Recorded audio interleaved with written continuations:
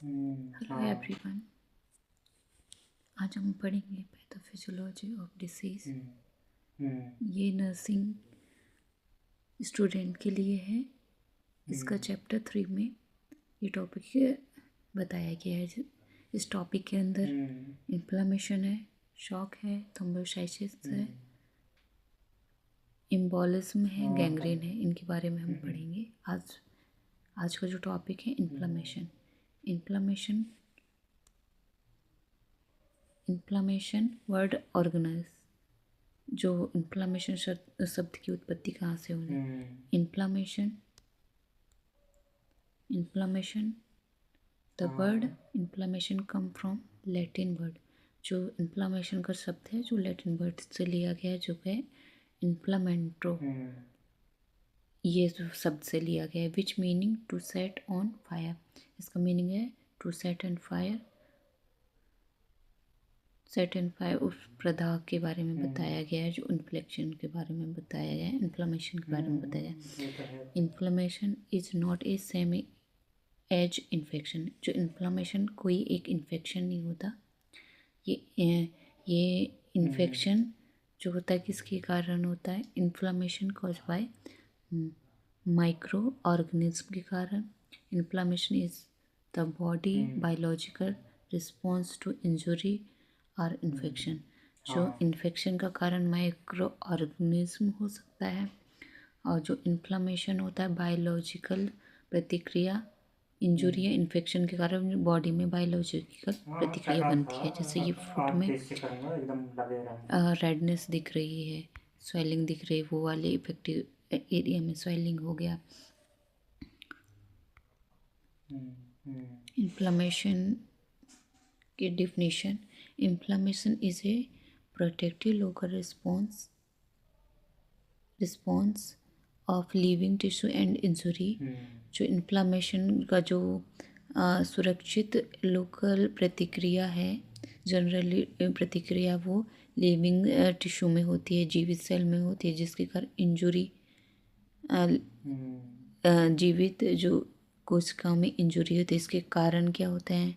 Causes by physical, chemical, biological agent resulting in tissue reaction and healing.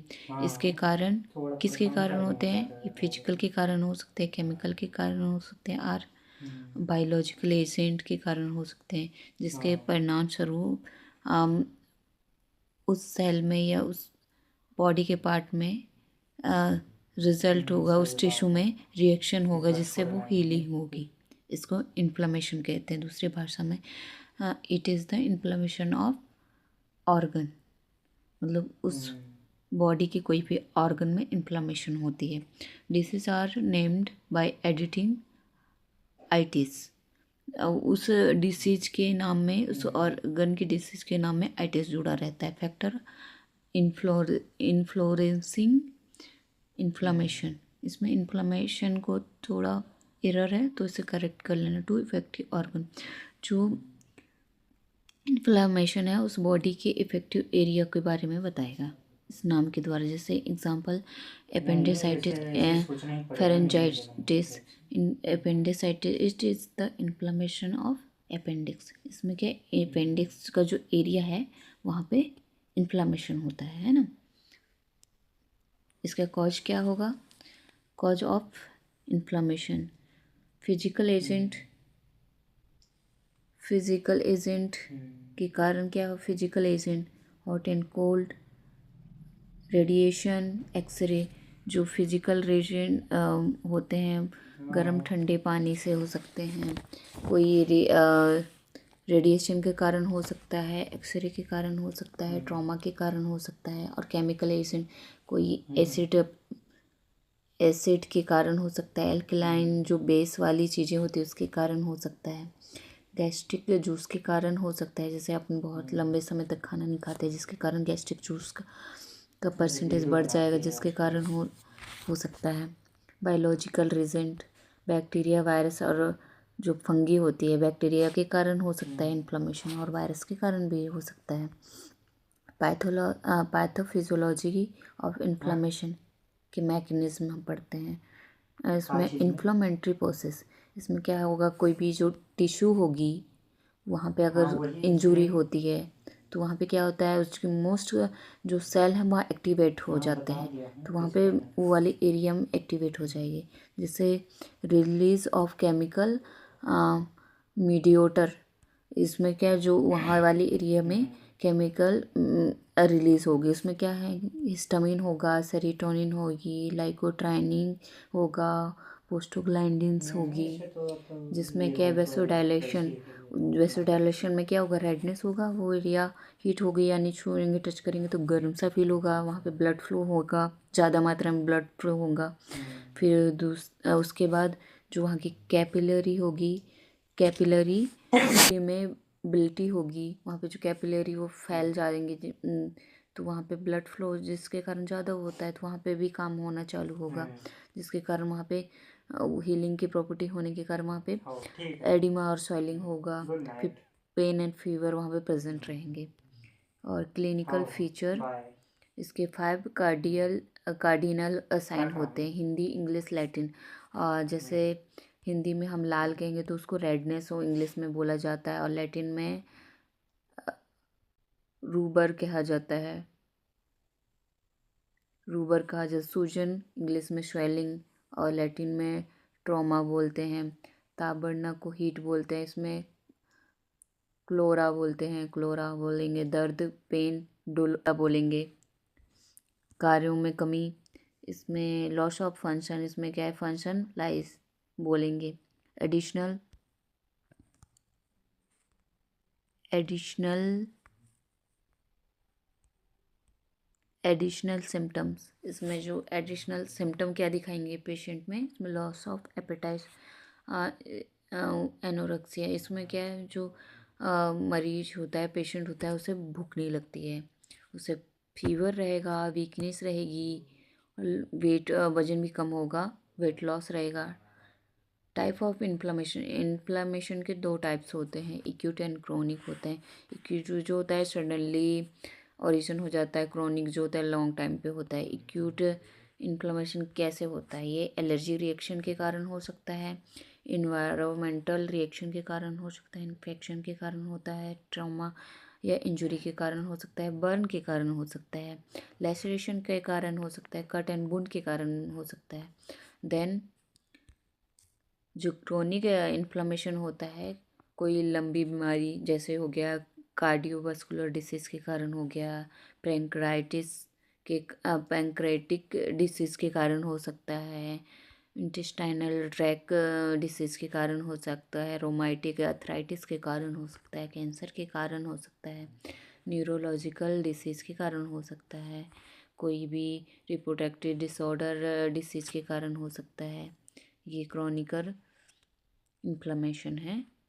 इसके जो features होते हैं, acute में क्या होता है, इंजुरी इन्फ्लेक्शन के कारण एक्यूट हो सकता है, इसके कॉज हो सकते हैं, कारण हो सकता है। और क्रोनिक में क्या होता है, ऑटो इम्यूनो के कारण, जो ऑटो इम्यून सिस्टम होता है उसके कारण हो सकता है, फॉरेन बॉडी में प्रवेश होने के कारण भी हो सकता है। ऑनसेट ये सडनली होता है एक्यूट में, और क्रोनिक में ये स्लोली होता है। ड्यूरेशन इसमें कुछ दिनों में हो सकता है एक्यूट इन्फ्लेमेशन, और क्रोनिक इन्फ्लेमेशन में मंथ या ईयर लग सकते हैं। और इसमें सेल इन्वॉल्व क्या रहते हैं, एक्यूट में न्यूट्रोफिल होता है, और क्रोनिक इन्फ्लेमेशन में लिम्फोसाइट, माइक्रोफेज, फाइब्रोब्लास्ट होते हैं। और ये आउटकम कब होता है, इसमें एक्यूट में रिसोल्यूशन होता है, सेप्सिस होता है, और क्रोनिक में क्या है, फाइब्रोसिस होगा, टिश्यू होगा, डिस्ट्रक्शन होगा, ये सब होता है। ऑनसेट इन्फ्लामेशन में क्या है, रिसोल्यूशन होगा, मतलब वहाँ पे पानी भर जाएगा, फ्लूइड होगा, फाइब्रोसिस होगा यानी गांठ बन जाएगी, सेप्सिस फॉर्मेशन यानी वहाँ पे हल्का पीला डिस्चार्ज सा पीला पीला हो जाएगा, पस फॉर्मेशन भर जाएंगे वहाँ पे। क्रोनिक इन्फ्लामेशन होगा। फैक्टर में क्या है, age in fact and elderly are more sensitive, जो बच्चे होते हैं और बुजुर्गों में ये मोस्ट सेंसिटिव चीज़ होती है। न्यूट्रिशन है, इसमें माल न्यूट्रिशन डिक्रीज रिएक्शन, मतलब माल नरिश होने पर, माल मतलब न्यूट्रिशन की कमी होने पर भी ये रिस्क फैक्टर बढ़ जाते हैं। एक्यूट ब्लड सप्लाई कम, blood supply required blood supplied रहेगा तो जो पर्याप्त मात्रा में ब्लड सप्लाई होने से जल्दी वो वाली पार्ट टिश्यू जल्दी हील हो जाएगी। WBC काउंट कम होने के कारण ये जो फाइटोसाइट्स है, जिससे कि जो हीलिंग की प्रॉपर्टी थोड़ी, हीलिंग की जो प्रोसीजर डिले हो जाएगी। हार्मोन्स इसमें corticosteroid to treatment of inflammation, जो कॉर्टिकोस्टेरॉइड है वो इन्फ्लामेशन को जल्दी ठीक करता है, उपचार करता है और इन्फ्लामेशन को कम कर देता है। डायबिटिक पेशेंट में क्या होता है, increase infection risk to low insulin effect, मतलब जो डायबिटिक पेशेंट में ये रिस्क ज़्यादा होता है अगर पेशेंट में लो इंसुलिन हो तो। Management of inflammation, medical management to treatment of pain and fever. अगर पेशेंट में पेन एंड फीवर रहेगा तो हम क्या करेंगे, पैरासीटामोल देंगे, नीमोसलाइड देंगे। और टू ट्रीटमेंट ऑफ इन्फ्लामेशन, जब इन्फ्लामेशन रहे तब क्या होगा, हम कॉर्टिकोस्टेरॉइड थेरेपी जो मेडिसिन देंगे, नीमोसलाइड देंगे। और टू रिड्यूस स्वेलिंग या एडिमा को कम करने के लिए तो क्या करेंगे, रेस्ट बोलेंगे। आइस एप्लीकेशन, उस वाले एरिया को आइस से सेकाई करने के लिए बोलेंगे, कंप्रेस करने को बोलेंगे, दबाने को बोलेंगे। एलिवेट मतलब वो वाले जो इन्फ्लामेशन जो इफेक्टिव पार्ट है उसको थोड़ा ऊपर उठा के रखने को बोलेंगे। Nursing management to provide complete rest, मतलब जो पेशेंट को बोलेंगे कंप्लीट रेस्ट करे। रेस्ट इंक्रीज फ्रूट, पेशेंट को फ्रूट लेने को बोलेंगे, अच्छे से पानी पीने को बोलेंगे।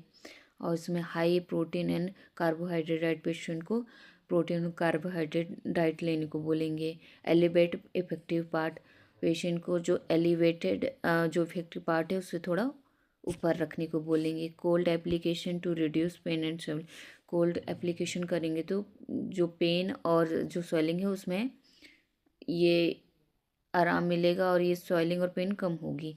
और ट्रेपाइड स्पंजिंग इन फीवर है तो हम इसको कोल्ड स्पंजिंग यानी पूरी बॉडी को पोंछने के लिए बोलेंगे। Administrate anti inflammatory drugs as a prescribed, patient को एंटी इन्फ्लामेटरी ड्रग्स हम देंगे। Thank you to watching my inflammation chapter. Have a good day.